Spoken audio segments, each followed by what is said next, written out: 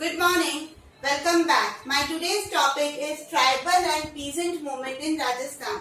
यूं तो गांधी जी द्वारा बहुत सारे मूवमेंट चलाए गए उद्देश्य को लेकर, बट कुछ स्टेट्स के अंदर अलग अलग मूवमेंट चलाए गए। तो आज हम बात कर रहे हैं राजस्थान के अंदर जो जनजातीय या फिर किसानों द्वारा चलाए गए आंदोलन की, राजस्थान के आंदोलन की बात कर रहे हैं, जिसमें से पहला आंदोलन है भगत movement.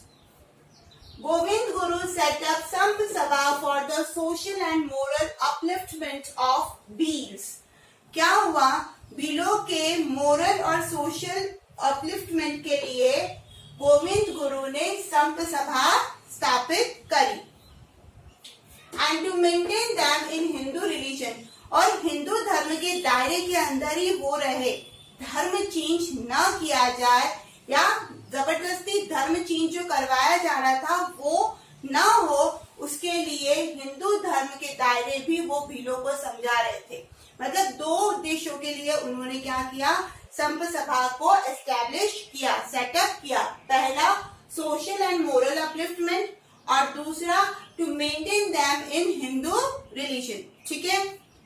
The social awakening in the Bhils of Mewar, Dungarpur, Gujarat, Vijayanagar and Malwa by the Samp Sabha makes the government upset. अब क्या हो रहा था, इन्होंने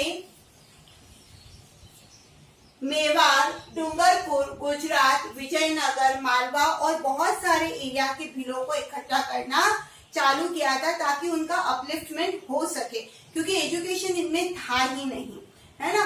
तो ऐसे में इनके अपलिफ्टमेंट के लिए जो वो काम कर रहे थे, जिसकी वजह से क्या हुआ, जो गवर्नमेंट थी वो काफी अपसेट हुई।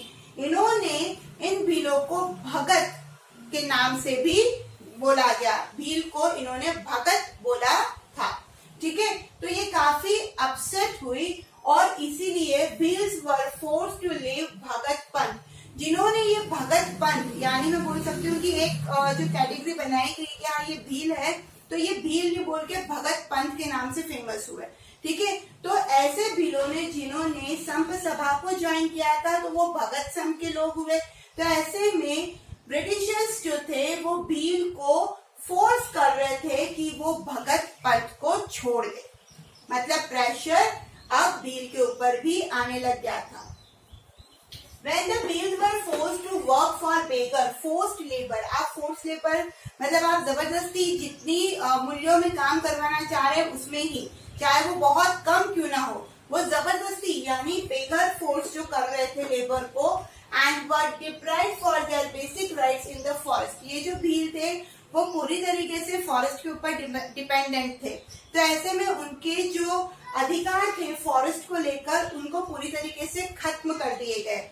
दो चीजें हुई, एक तो उनको लेबर फोर्स करवाया जा रहा था, दूसरा उनके जो फॉरेस्ट के जो राइट थे उनको पूरी तरीके से खत्म कर दिए गए, जिसकी वजह से भील बहुत नाराज हुए और दे स्टार्टेड मूवमेंट, और उन्होंने एक आंदोलन शुरू किया जिसको भगत आंदोलन या फिर भगत मूवमेंट भी बोला गया।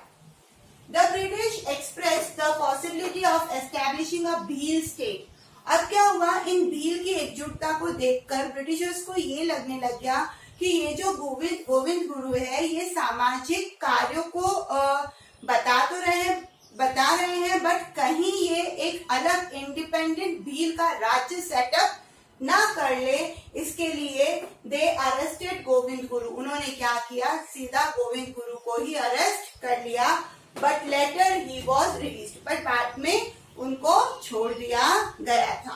समझाते Govind Guru and his companions went to the hills of Mangarh. अब गोविंद गुरु और उनके जो साथी थे वो मनगढ़ की हिल पर पहुंचे, पहाड़ी पर पहुंचे। A large number of Bhils with weapons gathered there।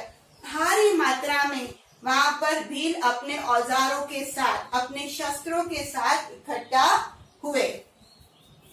British troop fired. अब क्या हुआ, जब ब्रिटिश गवर्नमेंट को ये न्यूज मिली कि इतने भील एक साथ इकट्ठा हुए हैं और वो भी गोविंद गुरु की लीडरशिप में, वो नाराज हुए। ब्रिटिशर्स ने अपनी एक टुकड़ी को, ट्रुप को मनगढ़ हिल भेजा और वहां पर फायरिंग चालू कर दी, जिसमें 1500 भील्स वर किल्ड, जिसमें 1500 भील मारे गए। Govind Guru was sentence to 10 years imprisonment, और जब फायरिंग की गई बहुत सारे भील मारे गए, बहुत सारे भील भाग गए और गोविंद गुरु को वापस अरेस्ट कर लिया गया और 10 साल का कारावास ये सजा सुना दी गई। आई होप भगत मूवमेंट आपको क्लियर हो गया होगा। Thank you.